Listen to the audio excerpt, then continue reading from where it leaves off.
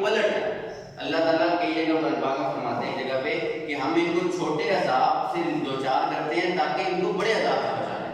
تو بہت سی ایسی چیزیں ہمارے اللہ کے نبی صلی اللہ علیہ وسلم کی حدیث مبارکہ ہے کہ کوئی مصیبت انسان کے اوپر نہیں آتی یہاں تک کہ اس کو کانٹے پہ چبھے تو اللہ تعالیٰ اس کے درجات کو بلند کرتا ہے. تو علماء یہاں تک بیان کرتے ہیں کہ اگر آپ نے ایسی قمیض پہنی ہے کہ جس کی سائڈ پاکٹس نہیں ہیں, پہلے ایک دن پہلے آپ نے ایسی پاکٹ قمیض پہنی تھی, پینٹ پہنی تھی یا کوئی ڈریسنگ کہ جس کی سائڈ پاکٹ میں آپ نے کچھ والٹ یا کوئی پیسے رکھے تھے, تو آپ ایسی پہن لی کہ جس کی سائڈ پاکٹ نہیں ہے, تو آپ ایسے ڈھونڈنے میں بھی آپ کو پریشانی کا سامنا ہوگا نا, ذہنی گفت ہوئی ہے. تو اللہ تعالیٰ اس سے بھی انسانوں کے درجات بڑھائیں گے.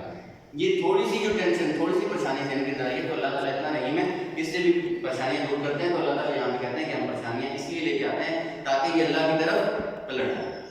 ہم یہ اپنی زندگیوں کے اندر دیکھتے ہیں بہت سے ہمارے ایکسیڈنٹ سے بال جا کے بچ رہے ہوتے ہیں, ہمیں پتہ ہی نہیں چلتا. تو اللہ تعالیٰ ہمیں یہ موقع دیتے ہوتے ہیں سنبھل جاؤ سنبھل جاؤ سنبھل جاؤ.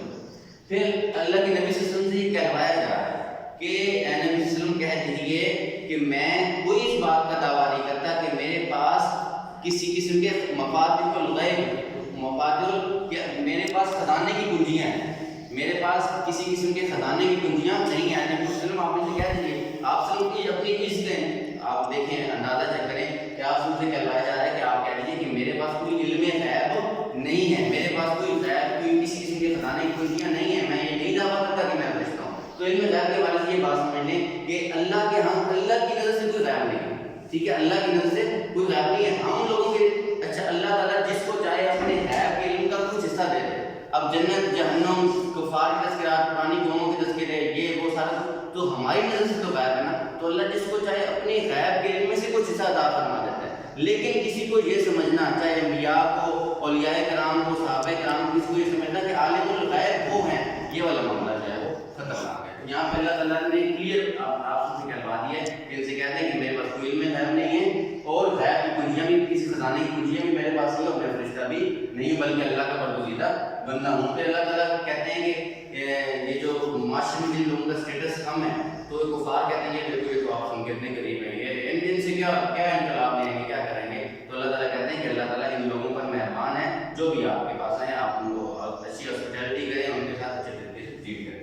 رکوع نمبر 7 کے اندر اللہ تعالیٰ اچھا کفار بار بار آتے ہیں آپ سے ان کے پاس, ہم نے سنا ہوگا ابو طالب کے پاس کیا ہے, آپ کے چچا کے پاس, کہ ان سے کہیں گے اگر یہ کسی عرب کی خوبصورت عورت سے شادی کرنا چاہتے ہیں تو ہم انگلی لگائیں, ہاتھ رکھیں, ہم اس عورت سے شادی کرا دیتے ہیں. اگر یہ بادشاہ چاہتے ہیں تو ہمارے یہاں قبائل کا سسٹم ہے, ہم بادشاہ سے ہمارے عادی بھی نہیں ہے اس کے, چلو ٹھیک ہے ہم بادشاہ بنا دیتے ہیں, ٹھیک ہے.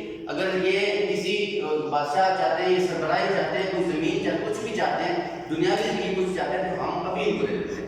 تو ان سے کہیں کہ یہ دعوت لے کے اٹھیں, اس سے انکار کرتے ہیں. لیکن اس موقع میں جو بات آیت آئی ہے تو اس حوالے سے کفار یہود آئے کفار آپ کے پاس, تو ان سے کہا کس طرح کرتے ہیں کہ ایک سال ہم آپ کے معبود برحق کی عبادت کرتے ہیں ایک خدا کی, ایک سال ہم وہ معبودان باطل اتنے خداؤں کی عبادت کرتے ہیں, تو آپس میں کچھ لوگ گیو اینڈ ٹیک پر معاملہ کر لیتے ہیں. اور اس کے علاوہ کہا جاتا ہے کہ یہ کتاب جو ہے نا کچھ سخت ہے, کچھ تھوڑا سا اپنا ایڈیشن کر لیں, کچھ تھوڑی سی چینجنگ کر لیں, تو پھر کوئی آپس میں گیو اینڈ ٹیک کر کے لو دو والا معاملہ کرتے ہیں, معاملہ سمجھوتا کر لیتے ہیں. تو اللہ تعالیٰ نے سب سے کہا ہے کہ اس ان کے جو تمام سمجھوتے کے جو دعوے آ رہے ہیں نا لوگ دو کی پالیسی کے, اس سے بالکل انکار کر دیا ہے. پھر 8ویں رکوع میں اللہ تعالیٰ کا انسان کے اوپر کنٹرول میں هو القاہر فوق عبادہ, اللہ تعالیٰ اپنے بندے کے اوپر قاہر ہے. تو اس حوالے سے اللہ تعالیٰ نے ذکر فرمایا. پھر ایک ہمارے آج کی جو حالات ہیں ان کے بھی ہم یہ دیکھ لیں کہ اللہ تعالیٰ یہاں پہ عذاب کی 3 صورتیں بیان کرتے ہیں کہ اللہ تعالیٰ جب بھی کسی قوم سے عاری ہو جاتے ہیں اس کے اوپر عذاب نازل کرتے ہیں. وہ کس کن 3 صورتوں کے اندر ہوتے ہیں.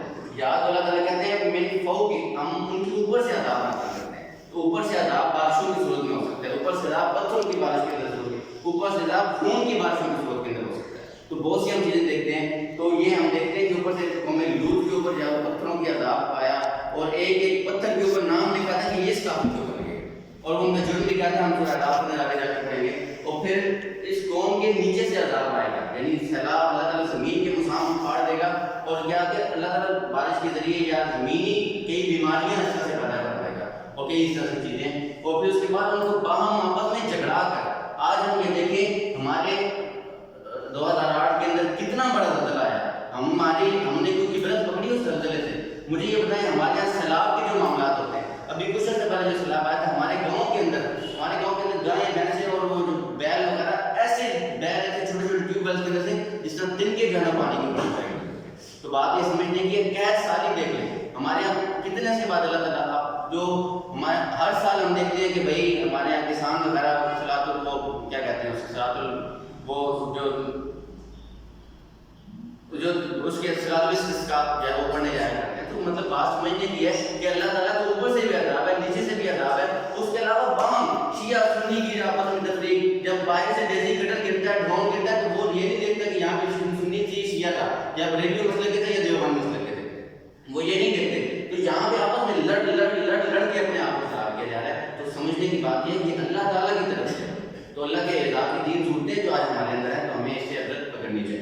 رکوع نمبر 9 کے اندر اللہ تعالیٰ کیا فرماتے ہیں, ابراہیم علیہ السلام کی حکمت بری دعوت. وہ اپنی قوم کے سامنے جاتے ہیں کہ ایک سورج کو دیکھتے ہیں, کہتے ہیں اچھا لگتا ہے میرا سورج جو ہے نا یہ میرا خدا ہے. پھر دیکھتے ہیں نہیں سورج یہ تو ڈوب گیا, کہتے ہیں نہیں یہ میرا خدا نہیں ہو سکتا. پھر اگلے چاند کو دیکھتے ہیں, کہتے ہیں لگتا ہے یہ میرا خدا ہے بڑا روشن ہے. پھر اس کے بعد دیکھتے ہیں چاند بھی ڈوب گیا, کہتے ہیں نہیں یہ میرا خدا نہیں ہو سکتا. پھر ستاروں کو دیکھتے ہیں, کہتے ہیں نہیں یہ بھی ڈوب گئے. ڈوبنے والے کوئی شاید میرا خدا نہیں ہو سکتا. میرا خدا میرا رب وہی ہو سکتا ہے جو ہمیشہ زندہ اور ہمیشہ زندہ رہے گا اور سب کو زندہ قائم رکھنے والا ہے. تو اللہ تعالیٰ وہ اس طرح سے اپنے اوپس کی بات کہتے ہیں انی وجہت وجہی للذی فطر السماوات والارض, کہ میں نے اپنا چہرہ اس ہستی کی طرف کر لیا کہ جو تمام زمین و آسمان کا پالنے والا ہے اور ان تمام چیزوں سے پاک ہے. اچھا پھر اس کے بعد رکوع نمبر 10 کے اندر 17 انبیاء کا ذکر کیا گیا, 17 انبیاء کا ذکر کیا گیا اور کہا گیا کہ اگر یہ انبیاء بھی شرک کرتے تو یہ بھی ہماری رستے سے کہنا ہو جائے. تو امت کو سمجھایا جا رہا ہے کہ شرک کا معاملہ ایسا ہے کہ بڑے سے بڑے اعمال کو بھی اللہ تعالیٰ جو ہے وہ اکارن سنا دیتے ہیں. پھر رکوع نمبر 11 کے اندر یہود کا جھوٹ وہ آتے ہیں. یہودی آگے آپ سے کہتے تھے کہ بھئی ہمارے تو کوئی نبی آئے ہی نہیں ہے, تو وہ اللہ تعالیٰ کو بتاتے ہیں کہ بھئی جھوٹ کیوں بولتے ہو, تمہارے تو کتنے عذاب قوم لوط کے جو تم کھنڈرات ابھی بھی دیکھتے ہو, یہ تم ایویں آئے ہیں تمہارے اوپر.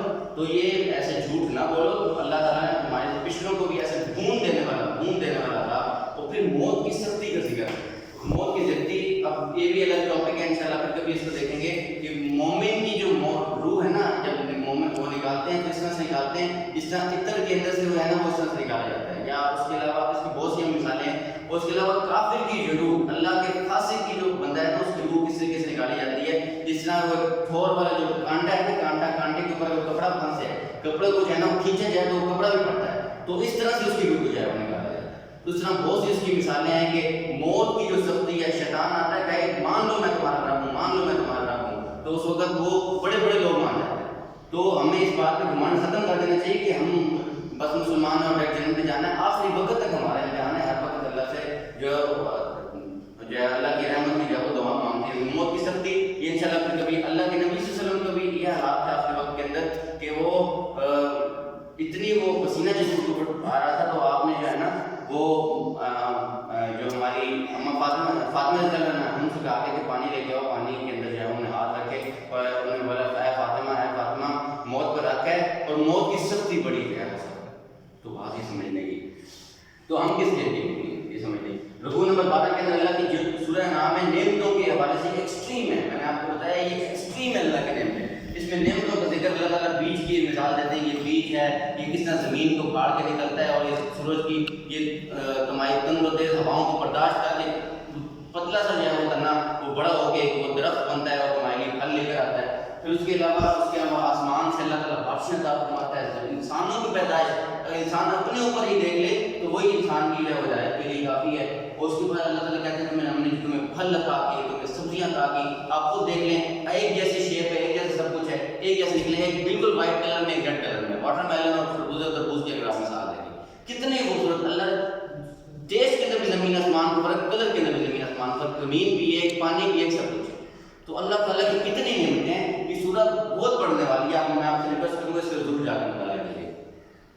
پھر رکوع نمبر 13 کے اندر معبودان باطل کی توہین, یعنی دعوت کے اسلوب بتایا گیا کہ جب بھی آپ دعوت دیں کسی کو, کسی غیر مشرک کو یا کسی عیسائی کو یا کسی کو, تو اس کو مشترکات اکٹھا کر کے اس کو اس طرح سے دعوت نہ دیں اور تمہارے وہ معبود تمہارے تو وہ جھوٹ ہیں, فلانا ہیں, ڈمکانے ہیں, اس طرح سے.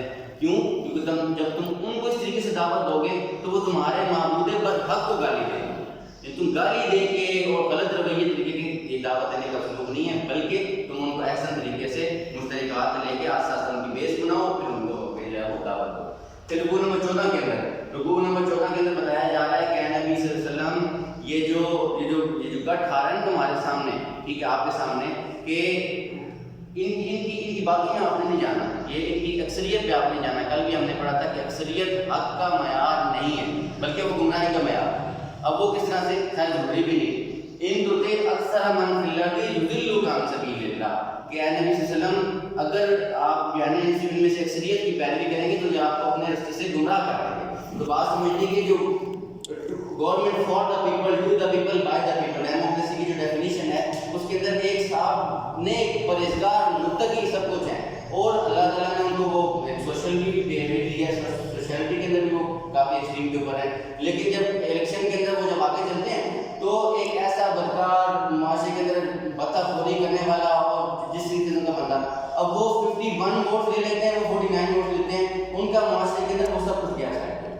تو یہ ہے اکثریت کا پہلو. اس نظام کی جو ہے وہ آپ یہ دیکھ لیں کہ اس نظام کے اندر کیا کیا چیزیں ہیں. ایک مومن اللہ تعالیٰ قرآن پاک میں فرماتے ہیں کیا سورج، کیا اندھیرا اور روشنی برابر ہو سکتے ہیں، سایہ اور روشنی برابر ہو سکتے ہیں، کیا اندھا اور نابینا اور بینا برابر ہو سکتے ہیں، کیا اس طرح سے ہمارے سامنے بہت سی مثالیں ہیں. کیا یہ چیزیں آپس میں برابر ہو سکتے ہیں؟ دوسرا مومن علم والا اور جاہل بھی آپس میں برابر نہیں ہو سکتے.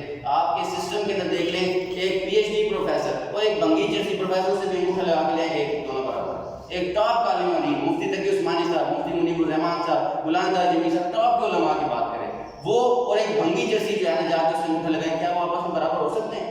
کیا عقل اس بات کا دعویٰ دیتی ہے؟ ایک مسلمان، ایک یہودی، ایک کرسچن، ایک مجوسی پاکستان کے اندر ووٹ دینے جا رہے ہیں تو وہ سب برابر ہے. تو بات یہ سمجھنی کہ یہ ہے اکثریت والا جو ہمارا سسٹم ہے جو ہم نے مذہب سے لے کے پروموٹ کیا. آج ہم اپنے سسٹم کو سمجھتے نہیں کہ ہمارا سسٹم ہے. تو اللہ تعالیٰ یہاں پہ فرما رہے ہیں کہ اکثریت کی پیروی جو ہے ہمیں گمراہ کرتے ہیں. رکوع نمبر 15 کے اندر اللہ تعالیٰ کہتے ہیں کہ اللہ تعالیٰ نے جس کو ہدایت کا اللہ تعالیٰ دینا چاہتا ہے، ہدایت کا ارادہ فرماتا ہے، اس کے لیے اس کے سینے کو کھول دیتا ہے. تو آج اللہ ہمیں انشاءاللہ ہدایت تبھی ملے گی جب ہم اپنے سینوں کو خود بھی کھولنے کی کوشش کریں. ایک تو اللہ تعالیٰ انشاءاللہ صدر فرمائے نا، ٹھیک ہے. دوسری چیز یہ ہے کہ اپنے سینوں کو جتنا ہم گھٹن کے اندر لے کے جائیں گے نا، ہم دعوت کی باؤنڈریز اتنی کلوز کرتے جائیں گے. اچھا ان کو دعوت دینی ہے برائے فارغ کے دفعہ. تو انشاءاللہ صدر اللہ کی رب اشرح لی صدری جو ہم دعا پڑھتے ہیں، اللہ ہمارے سینے کو کھول دے. آپ سب ٹیچرز دل کے اندر کلاس میں کو نام کر کے نہ بھی پڑھا کریں. پڑھانے سے پہلے بھی یہ اپنے لیے پڑھ لے گا کہ میں جو بات کرنے لگوں میرے بچوں کے اندر اس کو میں زبان کی گرے بولنے کو اچھی طریقے سے جو ہے وہ سمجھ آ جائے. تو یہ بھی ہے کہ انشاءاللہ صدر اللہ کے نبی کا شک صدر کا معاملہ فزیکلی طور پہ بھی ہوا، بچپن کے اندر بھی آپ کو پتہ ہے، اس کے بعد میں بھی یہ معاملہ ہوا. تو خیر ہدایت اور انشاءاللہ صدر تو کیا اللہ تعالیٰ کہتے ہیں کہ ایسا شخص جس کو اللہ تعالیٰ گمراہ کرتا ہے اس کے سینوں کو نچوڑ دیتا ہے، اس کو جو ہے نا وہ بند، اس کو سکیڑ دیتا ہے. تو بات یہ سمجھنے کہ آج ہمیں بھی اپنے دلوں کے اوپر غور کرنا چاہیے. اللہ سے رب اشرح لی کی دعا بار بار جو ہے وہ مانگنی چاہیے. رکوع نمبر 16 کے اندر مذہبی پیشواؤں کے من گھڑت فیصلے، کچھ حلالوں کو حرام، حرام کو حلال کرتے ہیں، تو اس حوالے سے کہا جا رہا ہے کہ یہ کیسی بات، غلط بات ہے. پھر رکوع نمبر 17 میں اللہ تعالیٰ کی نعمتوں کا ذکر ہے خوراک کے حوالے سے، یہ بھی بڑا قابل مطالعہ یا رکوع ہے. پھر اس کے بعد رکوع نمبر 18 کے اندر بتایا جا رہا ہے کہ ہر کام میں اللہ تبارک و تعالیٰ کی اذن تو شامل ہوتا ہے، لیکن رضا اللہ کی ہر نیک کام کے اندر. اذن ہر کام کے اندر ہے لیکن رضا ہر صرف اور صرف نیک کام کے اندر، عمل صالح کے اندر ہے. رکوع نمبر 9 کے 19 کے اندر احکام عشرہ، موسیٰ علیہ السلام جا کے طور پہ گئے تھے اور 10 کمانڈمنٹس دی گئی تھی تورات کے لیے، تو وہ ان کا ذکر ہے کہ کون سی 10 کمانڈمنٹس ہے. پھر اس کو مطالعہ کریں گے. رکوع نمبر 20 کے اندر بہت اہم ہے. آج ان فرقہ پرست مولویوں کو یہ آیت مبارکہ سنانے والی ہے. آج ہمارے ممبروں میں آپ سے یہ والی آیت کیوں نہیں سننے کو ملتی؟ یہ سوچنے کی بات ہے. تو اللہ تعالیٰ یہاں پہ سیدھے الفاظ میں فرما رہے ہیں کہ اے نبی صلی اللہ علیہ وسلم، یہ جو تمہارے آپ کے دین میں تفرقہ کرتے ہیں، کانوا شیعاً لست منکم فی شیء، کہ آپ ان سے بالکل اعلان برات کر دیں، اعلان برات کر دیں، ان کا آپ سے کوئی تعلق نہیں. تو بات یہ سمجھنی ہے کہ امت کو جوڑنے کی ضرورت ہے نہ کہ توڑنے کی ضرورت ہے. کہا جاتا ہے کہ پچھلے دور میں اسلام ایک ایسا دائرہ تھا جس میں لوگ داخل کیے جاتے تھے. اب جو ہے نا ایسا دائرہ ہے جو سکڑتا جا رہا ہے، اس میں سے لوگوں کو نکالنے پہ نکالا جا رہا ہے. تو بات یہ سمجھنے کی ہے کہ اسلام اپنے سینوں کو ہم مشاہدہ کریں اور ایک دوسرے کے لیے محبت پیدا کر کے امن و آشتی والا جو ہے معاشرہ قائم کریں. اللہ تبارک تعالیٰ سے دعا ہے کہ جو سنا سمجھا اس پر عمل کرنے کی توفیق عطا فرمائے، اپنے ارد گرد اللہ کی نشانیوں کو غور و فکر کرنے کی توفیق عطا فرمائے. وآخر دعوانا